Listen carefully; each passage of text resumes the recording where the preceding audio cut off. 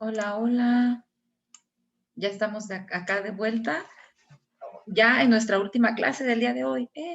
Estamos recuerda, lunes 23 de noviembre y estamos en la materia de historia, perdón, de ciencias naturales. Hace ratito tuvimos nuestra materia de historia, ahorita estamos en ciencias y hoy nos toca hablar de infecciones de transmisión sexual. ¿Sí? Ya la clase pasada estuvimos hablando del virus del papiloma humano y el VIH, que es el virus de inmunodeficiencia humana, ¿sí? En la adolescencia. Hoy vamos a hablar de algunas otras infecciones. Primero, importante recordar que el término infección o enfermedad de transmisión sexual se da a aquellas enfermedades que se dan mediante un virus que se contagia al ser humano, al hombre o mujer, aquí sí es indistinto, pero que se dan únicamente esas infecciones o transmisiones o contagios mediante una transmisión sexual, ¿sale? Bueno, en algunos casos, ahorita vamos a ver particularmente en el VIH, que no forzosamente puede ser por un contacto sexual, pero que sí se da a través de relaciones sexuales. Por eso es que la sesión pasada que platicábamos de métodos anticonceptivos hablábamos de la importancia en el uso del condón, del preservativo, porque es el único método anticonceptivo que aparte de evitar un embarazo, también evita que te contagies o que te contagies o contagies, perdón, de cualquier este tipo de enfermedades o transmisiones, ¿vale?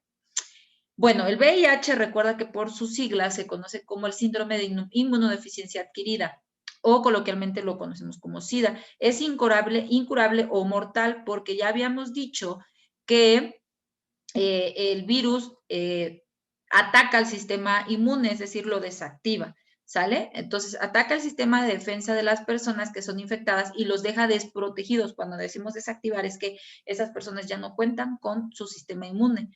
Sí, pero en modo apagado, ¿no? Y entonces las deja desprotegidas contra cualquier microorganismo o enfermedad, incluso aquellos que normalmente no causan infecciones o enfermedades. Imagínate, así está el asunto que situación o virus o microorganismos que generalmente nosotros no nos da o no nos provoca enfermedades graves o que las enfermedades que nos dan no son mortales, en ellos sí pueden generar mortalidad, ¿sale? De este modo, quien padece SIDA se ve expuesto a enfermedades o infecciones que no afectan a una persona sana. Aquí te pongo el ejemplo, esta imagen viene en nuestro libro, recuérdalo. Aquí te pongo el ejemplo en donde dice la diarrea frecuente o crónica que no cede a los tratamientos habituales, como, ya sabes, estos Pepto-Bismol, Bisolmón y todo, no, Pepto y esta otra, Sinuberase, que te ayuda a la flora intestinal, no es cuando una persona tiene SIDA o el VIH no cede ante este tipo de tratamientos, ¿no? Y con importante pérdida de peso suele ser uno de los síntomas de la presencia de el VIH o SIDA. Es decir, que estas personas parece que todo el tiempo tienen diarrea o están enfermos del estómago. El VIH afecta las células de defensa de nuestro cuerpo. Una vez que el virus infecta a un organismo, puede derivar en SIDA, que es síndrome de inmunodeficiencia adquirida. En el cuerpo el virus se aloja en la sangre, los fluidos de los órganos sexuales, líquido preeyaculatorio, en el semen o en secreciones vaginales. Y en la leche materna también, por eso te decía que aquí era importante, porque cuando hablamos de estas sustancias, que son sustancias que se dan únicamente en los órganos sexuales, pero ¿qué crees? La leche materna se da en los senos. Entonces, y es un líquido vital para el bebé al nacer. Entonces, ¿qué quiere decir esto? Que una mamá que está infectada con este virus, mediante la leche materna, puede infectar al feto. ¿Sale?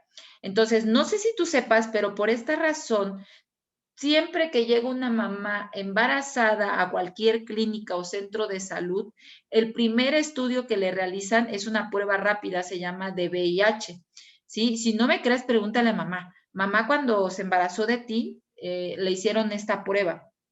Es prácticamente obligatoria para el sector salud dártela a ti mamá, pero tu mamá no es obligatorio que la realices, ¿sí? Yo en mi caso recuerdo cuando a mí me pasó que yo fui al seguro, yo ya tenía 2 meses, como 1 mes y medio de embarazo de Romina, y me acuerdo que me preguntaron, me mandaron a trabajo social, creo que, no, era jefe de enfermería, y entonces me hicieron primero me mandaron a unos estudios así sanguíneos y todo, y pasé por esa hoja, y en ese mismo lugar donde pasé con la enfermera me dijo, ¿acepta que se le haga su prueba rápida de VIH?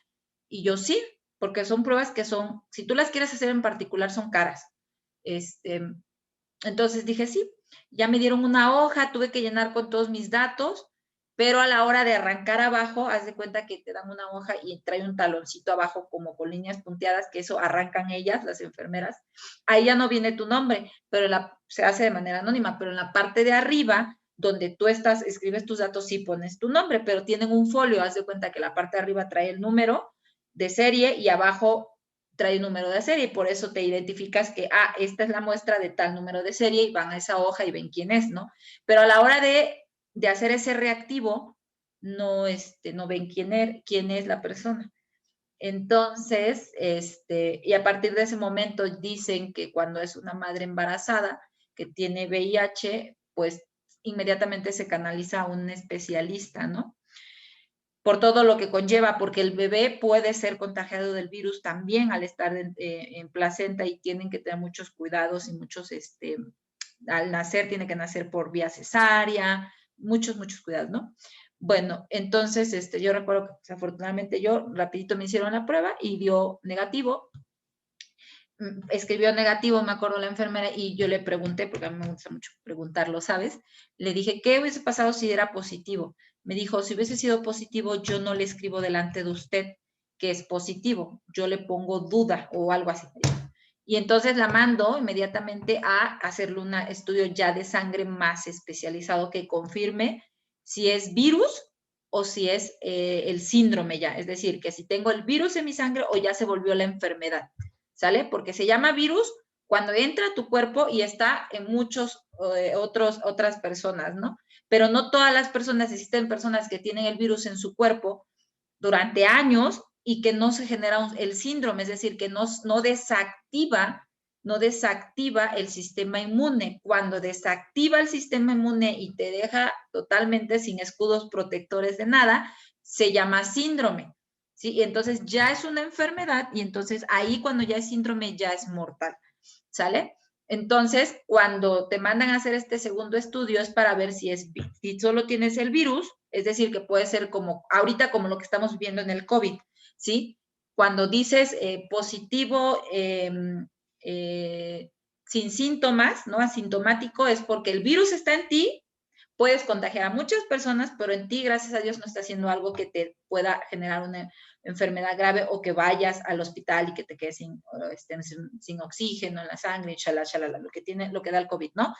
Entonces, y el síndrome sería para todas las personas que tienen COVID y que van al hospital porque se están muriendo porque no tienen oxigenación en la sangre, ¿sale? Para que más o menos te des una idea de la diferencia entre las dos. Los dos son graves porque el virus genera el síndrome y el síndrome genera la muerte, ¿sale? Entonces son graves porque es como una cadenita, pero para este tipo de detecciones te digo que hay todo un protocolo que hacer, ¿vale? Entonces aquí dice, en las células de nuestro cuerpo el virus se replica sin causar molestias y durante una etapa no produce signos o síntomas. Te digo que yo he conocido casos de personas que tienen el virus y durante muchos años y se convierte en síndrome, ya hasta el final casi, ¿sale? Cuando ya se dan cuenta es porque es síndrome, porque ya están prácticamente agonizando con esta enfermedad, pero la tuvieron durante varios años, sin saberlo, obviamente, ¿no? El virus se puede transmitir de 3 formas, el VIH.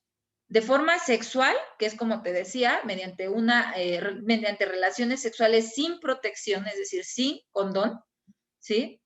Y generalmente se da porque una persona infectada pues tiene relaciones sexuales con una persona sana y así la contagia. La otra sería sanguínea, es decir, mediante transfusiones de sangres o sus derivados. Esta persona que yo te comento, así fue como se contagió. Se enteró que fue mediante una transfusión de sangre. Hace muchos años, cuando este virus era muy nuevo para los doctores, para la comunidad científica, y no sabían a qué se estaban enfrentando, existían ya para ese entonces las donaciones de sangre, estas en donde vas en ayunas, llegas, te sacan sangre y te vas sin necesidad de que le estés dando la sangre para un enfermo, simplemente lo haces por caridad, no hacia las demás personas. Entonces, antes del virus no se tenía el hábito de que la sangre se tratara tanto o se hiciera tantos estudios, ¿sí? Para ver si era sangre viable o no. A partir de que el virus oficialmente la Organización Mundial de la Salud dijo que existía y le dio un nombre y dio la gravedad, muchas cosas cambiaron y una de ellas fue eso, que ya al donar sangre, cuando tú vas a donar, bueno, ahorita tú eres menor de edad, no puedes donar, pero cuando seas adulto te va a ocurrir. Cuando tú quieres ser donador, tú vas y te sacan un pequeño tubito de sangre y le hacen todas las pruebas rápidas, así en menos de una hora te dicen si eres candidato o no, si tienes triglicéridos altos, si estás hipertenso, ahí te sacan de todo, y si eres viable o no viable, ¿sale? Entonces revisan, y una de las pruebas que realizan es si no eres VIH positivo, es decir, si no tienes el virus del inmunodeficiencia humana, ¿sale?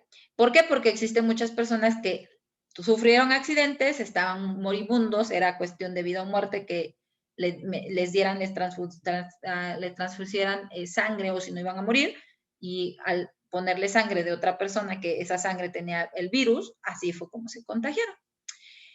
Y la otra, la perinatal, es cuando una mujer embarazada y con el virus del VIH puede transmitir el virus a su bebé en cualquier momento del embarazo. También puede ser durante el parto a través del canal vaginal, es decir, cuando la mamá pare vía vaginal. Por eso es que te decía que las mujeres con VIH inmediatamente lo que se sugiere es una cirugía, parto por cesárea. O por el contacto del bebé con las secreciones vaginales potencialmente infectadas, y la otra sería a través de la leche materna durante la lactancia, ¿vale? Entonces, sí ha habido casos, muy pocos, pero sí ha habido casos de bebés que sus mamás son VIH positivo, nacen de ellas y los bebés no son VIH positivo. Muy, muy raros, pero sí se da el caso. ¿Ok? Bueno, como un dato interesante, se estima que en el 2013, 35 millones de personas en el mundo vivían con VIH. 3 millones eran niños menores de 15 años. ¿Cómo crees que se infectaron? Pues vía perinatal, seguramente. En México, según datos del Centro Nacional para la Prevención del SIDA, CENSIDA, así se llama ese organismo gubernamental, hasta el 2012 se habían diagnosticado 159,411 casos de personas con SIDA. De estas, 1,889 son niños de hasta 14 años y 1,657 son niñas de la misma edad, es decir, 1,800 y 1,600 niños y niñas menores de 14 años. Vuelvo a repetir, seguramente vía perinatal, ¿verdad? Es decir, su mamá era VIH positivo y seguramente así fue el contagio. ¿Cómo se previene el contagio del VIH? Pues bueno, puede prevenirse con el uso adecuado del condón al momento de tener relaciones sexuales. Recuerda que lo platicamos en la sesión pasada, el preservativo es el único método anticonceptivo que también te previene de una enfermedad en transmisión sexual. No compartir jeringas ni agujas. ¿Qué crees? Se ha dado casos de personas que viven en la calle y que usan drogas, de estas drogas que se inyectan, que ellos se inyectan con una jeringa y esa misma jeringa la utilizan otras personas, ¿sale? Si esas otras personas, dentro de esas personas hay una persona que tenga VIH, pues así se contagian también. ¿Por qué? Porque recuerda que la jeringa entra al cuerpo de la persona y toca la sangre infectada. Si se utilizan, deben de ser esterilizadas, todo este tipo de material, como jeringas y desechables, ¿verdad? En el caso de las personas que usan perforaciones o tatuajes, estos deben hacerse con material estéril, desechable y no compartir ni reutilizarlo. También súper importante, porque otro lugar en donde reutilizan, tú puedes decir, bueno, como una jeringa, en los hospitales no se reutilizan las jeringas. Generalmente los odontólogos, por ejemplo, con su instrumento, o los ginecólogos que utilizan instrumentos, o los cirujanos que utilizan instrumentos de metales, no los desechan a cada rato, una cirugía y lo desecho, no. Pero sí los esterilizan, es decir, se lavan y aparte tienen un proceso en donde se limpian estos, que es un proceso, no creas que de jabón y cloro nada más, no, sino que es un proceso más complejo en donde queda completamente desinfectado este material, ¿sale? Entonces imagínate que cuando van a estos lugares en donde hacen tatuajes y también utilizan agujas, porque no sé si sepas, pero los tatuajes se hacen con agujas, pues también es súper importante que estas agujas estén esterilizadas o sean desechables, es decir, que entre persona y persona que llegue se tiran, se cambian las agujas, ¿vale? Bueno, aquí hay algunas otras enfermedades de transmisión sexual. No voy a ahondar mucho en el por cómo, pero cuáles serían los efectos o síntomas que pueden generar, ¿no? La clamidia, que se da generalmente, o los efectos, recuerda que todas estas son enfermedades que afectan los órganos genitales, tanto de la mujer como del hombre. Es súper importante recordar que no son únicas de un sexo, no, son de ambos, ¿sale? Tanto mujer como hombre. Pues supuración del pene, sensación de ardor al orinar, inflamación en los testículos, también sería ardor al orinar en la mujer, no nada más en el hombre, ¿vale?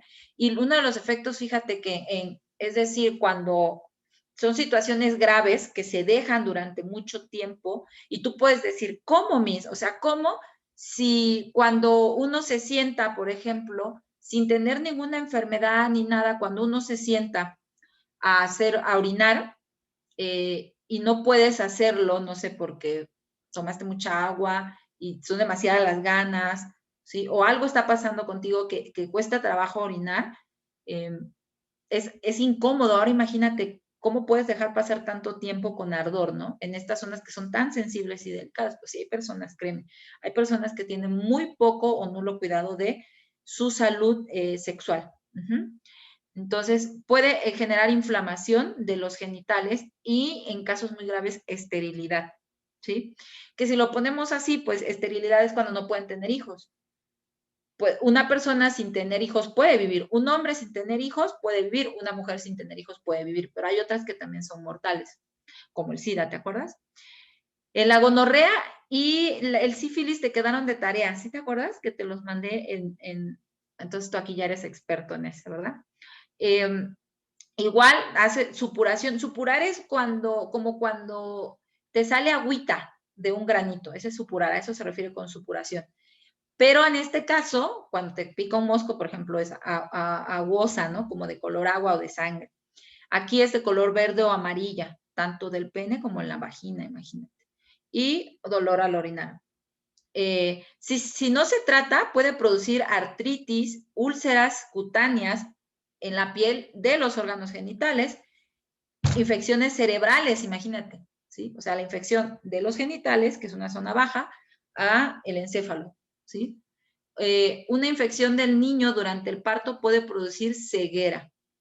Es decir, si el niño su mamá lo tiene vía vaginal y se infecta con este virus, puede tener ceguera este bebé, ¿vale? Hepatitis B, dato interesante es que el tipo de hepatitis B, el 40% de los enfermos se da por contacto sexual, coloración amarillenta de la piel y mucosa, sensibilidad en hígado y vaso, artritis y erupciones cutáneas.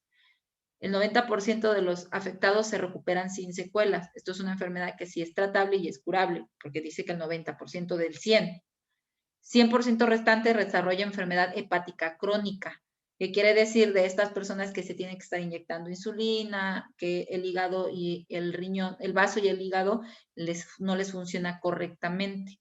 Y de del 10%, solo un 1% muere, es decir, que de cada 100 personas, solo una persona fallece. ¿Sale? Herpes. Ay, permíteme. Herpes. Da comezón y picor en la zona afectada, erupción, úlceras e inflamatoria que cicatriza a las 4 semanas. Y efectos son intensos dolores en la zona afectada, puede afectarse en los ojos, dedos y otras partes del cuerpo, ¿sale? Hongos, da picor intenso, escozor en los genitales, tanto interna como externamente. Los niños pueden decir, ¿cómo internamente? Bueno, recordemos, niños, que ustedes es la parte externa y nosotros es la parte interna porque nuestros órganos sexuales son internos. Puede haber flujo vaginal que presenta grumos y aspecto muy blanco. Efectos no suele tener más que los síntomas, esto mismo, ¿sale? Y es tratable, ¿sí? Con cremitas, yendo al doctor, con medicamentos, se cura. Las ladillas, picor en la zona púbica, marcas azuladas en la piel provocadas por las picaduras, porque esta ladilla es un parásito, ¿sale? Es un animalito como los piojitos, decimos, ¿no? Bueno, del SIDA, ya sabemos que dan enfermedades muy crónicas, porque las enfermedades comunes que le dan a las personas, a las personas con SIDA les da mucho más fuerte, y pues de sus efectos, la muerte, porque no tiene cura, o que sus infecciones sean crónicas y de difícil curar, ¿sí? Es decir, que tienen enfermedades durante casi todo lo que les resta de vida, ¿no? Sífilis se presenta en 3 fases y obviamente cada fase depende del grado de dificultad. En la primera aparece una llaga rojiza en la zona genital, en la segunda aparece un salpullido en la llaga que incluye fiebre de los ganglios linfáticos y caída del cabello, y en la tercera, que ya es en casos muy, muy graves, y ya pasaron por las otras 2 fases, puede provocar parálisis, ceguera y problemas cardíacos o la muerte. Algunas de sus efectos también son lesiones del corazón, lesiones en los ojos, en el cerebro y en el hígado. ¿Ok? Pero estos son casos muy, muy graves. Generalmente volvemos al mismo punto. La mayoría de las enfermedades o infecciones de transmisión sexual son detectadas muy a tiempo porque son muy visibles o notorias. ¿Sale? Los tricomas en la mujer, flujo vaginal, amarillo verdoso, malestar al orinar. Y en varones, pues pica su zona genital. Efectos secundarios graves, inflamación de vesícula o uretra si no se trata. Verrugas genitales no causan síntomas, se detectan visualmente, es decir, que estas se ven, son como granitos que te dan, ¿sale? Y ojo, porque estas ya los platicamos la sesión pasada, estas verrugas son la razón de generar cáncer cervicouterino en la mujer, ¿sí? Porque las verrugas las genera un virus que se llama el virus del papiloma humano, ¿sí? Entonces, también el virus del papiloma humano, recuerda que es incurable, es decir, que no existe una vacuna que lo cure o un medicamento, pero sí es tratable y también se puede prevenir porque existen hoy en día vacunas que se ponen a las niñas antes de iniciar su vida sexual, es decir, antes de en los 10, 9 años, y esto previene que el virus se desarrolle, ¿vale? Bueno, ahora vamos a hacer el siguiente ejercicio en tu libreta. O sea, aquí dice que en equipos, que el debate, yo ya lo sé, estamos en 1000 aulas, esto se hace de manera individual, ¿sale?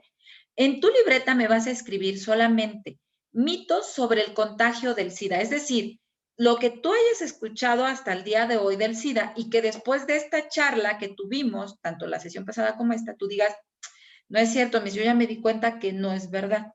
Eso que se dijo no es cierto, ¿sale? Entonces, y lo vas a escribir. Por ejemplo, yo te voy a poner un ejemplo de un mito. Cuando recién salió la enfermedad, yo era muy pequeña, ¿sabes? Muy pequeña.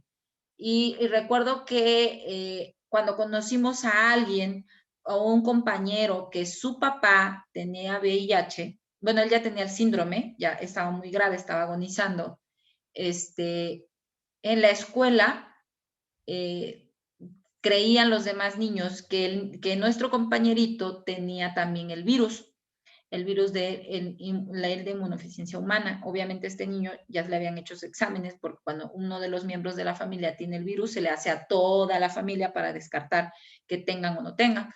Entonces, pero toda la escuela le hacía el feo. Pensaban que con solo estar cerca de él y rozarlo o respirar cerca de él, el virus se podía contagiar.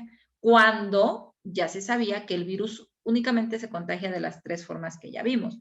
la sexual, transfusión de sangre y vía perinatal, es decir, que tu mamá al momento que tú naciste tenía el virus, ¿sale? Entonces, ese es un mito, ¿sí? Que no te le puedes acercar a una persona con el virus porque te puede contagiar, ¿sale? Me gustaría que tú escribieras todos los que tú conozcas, mínimo 2, máximo todos los que conozcas, ¿sale?